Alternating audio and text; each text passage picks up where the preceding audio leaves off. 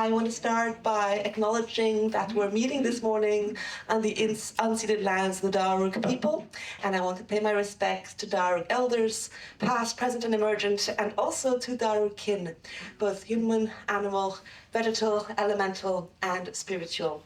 Darug lands always have been, always will be. I'm Sophie Chow. I'm a senior lecturer at the Department of Anthropology at the University of Sydney and a co-organiser of today's What is Theory Symposium alongside the wonderful Malini Sur and Michael Edwards. Thank you to all of you for joining us today for what I think is going to be a fabulous conversation, pushing and prodding how we understand theory, what we do with it, how we deploy it, and how useful it is in the polycrisis of the world that we inhabit. I will start by handing over to Juan Francisco Salazar Sutil, who will give us an opening address or welcome. Professor Juan Francisco Salazar Sutil is an interdisciplinary researcher, author, and documentary filmmaker whose work explores socio-ecological change across the arts, sciences, and activism. He was born in Santiago, Chile, and he has led projects in Antarctica, Latin America, Australia, and the Pacific.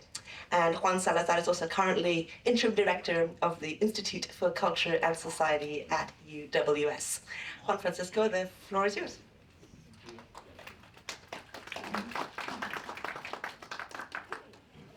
Thank you very much, and good morning, and buenos dias, and Guarani. I also would like to acknowledge that we're gathering on Burra-Nura, Ill country, the lands, the waters, the skies of the grammatical people of the Darug Nation. Important time, 2 days after the spring equinox, 2 days ago. These are times for major ceremony. The waratahs are about to start blooming, and the flying foxes are starting to return to these lands. For about 10 years now, I've been part of a group that counts flying foxes near Turela Reserve, near where I live in Willow Creek. And a month ago, we count them once a month. A month ago, there were 4,000, and last Friday, there were 12,000. So the rhythms of country continue despite this public crisis that you were mentioning. I was reading the highlights of a recent study. I didn't read the whole study, by a psychology professor from the University of Derby. His name is Miles Richardson, who analyzed a Google database of books tracking the frequency of nature-related words in English, like river, moss, bud, peak. And he estimated that between 1800 and 2019, the use of these nature words declined by over 60%, a trend that closely mirrored projections of declining human connection to nature over the same period, what others have termed extinction of experience of nature, and that's coinciding with the mass extinction of all sorts of life on the planet. This is why I think acknowledging country is important for these many reasons. Not only because of what happened in the referendum, not only because in times of rampant fascism, where an ethno-nationalist entity, a toxic byproduct of European colonialism and supremacism, can commit a genocide of Palestinian people, an ecocide of Palestinian lands of unthinkable proportions, and no one can stop them. Acknowledging country is a way to offer deep respect for older and deeper wisdoms, to connect with people and nature, and to connect with country. So with that acknowledgement, I want to welcome you all to What is Theory, symposium here in our Parramatta City building, another testimony or testament of what universities have become in the 21st century, urban developers. This is the second year of this event. Last year you were all messing with methods. This year you're all messing with theory. So we're very proud to be hosting this event again with the University of Sydney. We have a combination of amazing speakers, as you can see from the program. I love the program design, by the way. Who did it? Oh, it was so beautiful. I want that for all the events coming. You have the gig. And we are very interested to see where the conversations go. And nothing would have been possible without the amazing work of Sophie Chow, Michael Edwards, and Malini Sur. The grapevine is saying that you did a lot of work, Malini, so thank you. Also, the organizers, Dr. Daniel Tranter Santoso, Tuli Kadabi, and Simone Casey, who are here also supporting. It's a huge privilege for the ICS to collaborate with the University of Sydney and Macquarie University. The symposium conveners ask, what is theory? Who produces it? For what purposes? To what ends? And what does theory do in the worlds it seeks to illuminate, understand, and explain? And I want to mention a brief story, and I want to take you back to March 1990. Some of you were not born, but it's okay. You can still travel to Santiago, in Chile, where I was born, and I was just returning from 16 years living in other countries. And I was about to begin university after taking a year after leaving school to work in a range of political activist groups.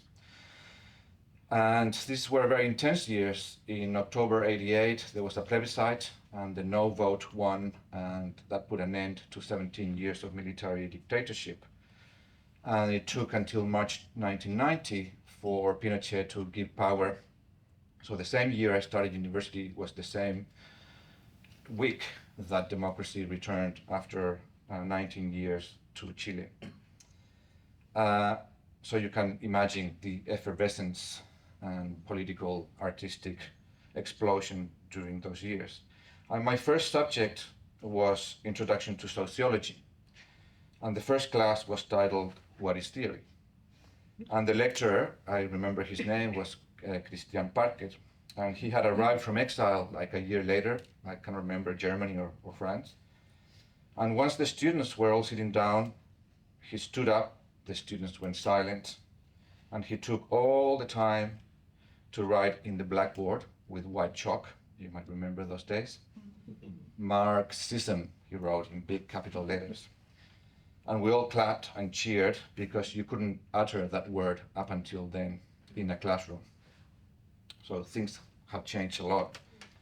And then during that whole semester, we asked ourselves what theory is, what is it for?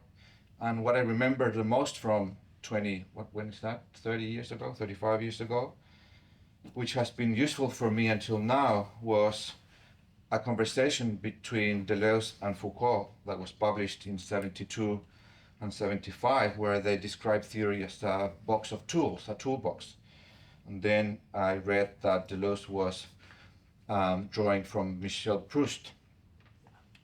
And the idea of concepts that can be used for local thought, tasks as needed, more than grandiose system where everything had to be seen in context. It was about thinking in the situation, acting where you are, different tools for different tasks. You cannot choose the tool before you know the task. It doesn't matter who invented the hammer, it is how you use it and what you use it for. And that was very useful also when I did my PhD about indigenous communication rights in the south of Chile with Mapuche activists 15 years after that. So going back to the initial question that the conveners posed to you all.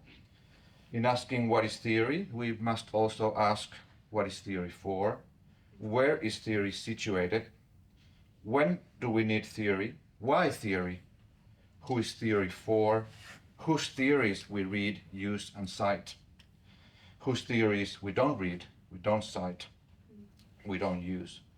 How is theory and praxis one single activity, with each informing and transforming the other? So welcome everyone. I hope you have a great time. I'm going to leave you and I'll come back at lunch. So hopefully I don't miss too much this morning, but please feel welcome and enjoy yourself today. Thank you.